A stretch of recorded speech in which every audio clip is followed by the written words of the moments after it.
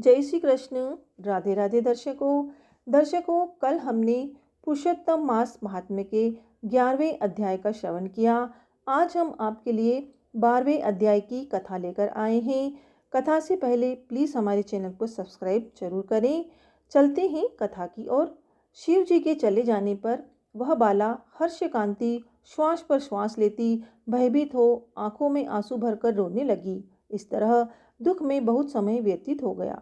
फिर वह बाला भी बलवान काल के वश हो गई। उसी समय बड़े धर्मात्मा राजा द्रौपद ने उत्तम यज्ञ किया। उस यज्ञ कुंड में एक बाला उत्पन्न हुई।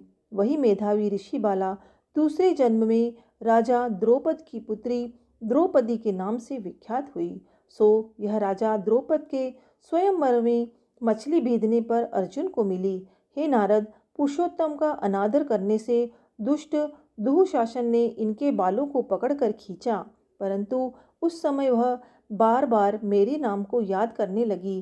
कृष्ण जी कहने लगे कि यदि द्रौपदी को मैं भूल ही गया था तो भी मेरे को स्मरण आई, और हे राजन, मैं तत्काल ही गरुड़ पर चढ़कर आया और अनेक प्रकार से खींचे हुए चीर को इतना बढ़ाया कि दुःशासन उसे खींचता हुआ अचेत सा गिर गया।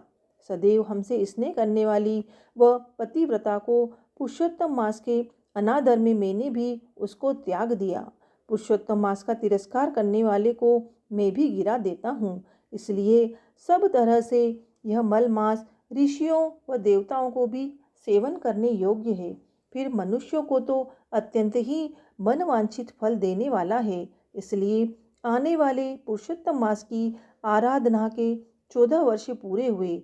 अब सब कुछ अच्छा ही होगा। श्री नारायण कहने लगे। इस प्रकार श्री कृष्ण द्रौपदी और पांडवों को समझाकर द्वारकापुरी जाने की इच्छा से बोले, हे राजन, अभी विरह से व्याकुल द्वारकापुरी को मैं जा रहा हूँ। ऐसा कहने पर भगवान प्रेम में मग्न हो पांडुपुत्रों को धीरे धीरे लौटाकर द्वारकापुरी चले गए। नारायण बोले, द्वारिकानाथ के द्वारिका जाने पर युधिष्ठिर अपने भाइयों सहित तप करते हुए तीर्थों में विचरण करने लगे। हे नारद, भगवान की प्रिय पुरुषोत्तम मास को मन में धारण कर और कृष्ण का वचन स्मरण कर अपने भाइयों और द्रौपदी से बोले, अहो, आप सबने पुरुषोत्तम का महात्म्य सुना है। पुरुषोत्तम को बिना पूजे कोई कैसे सुखी रह सकता है। इस लोक में वही पूज्य, वही धन्य और वही श्रेष्ठ है जो अनेक तरह से भगवान पुरुषोत्तम को पूजता है। इस तरह सब तीर्थों में विचरते हुए पुरुषोत्तम मास के प्राप्त होने पर विधिवत उसका व्रत करने लगे और 14 वर्ष व्यतीत हो जाने पर श्री कृष्ण भगवान की कृपा से अकंटक राज्य को प्राप्त हुए। इसी तरह सूर्यवंशी राजा दृढ़धनवा भी पुरुषोत्तम के सेवन से पुत्र और पौत्रों तथा अनेक तरह के सुख भोग कर योगियों को भी अति दुर्लभ भगवान के लोक चले गए। दर्शकों, 12वां अध्याय यही समाप्त होता है।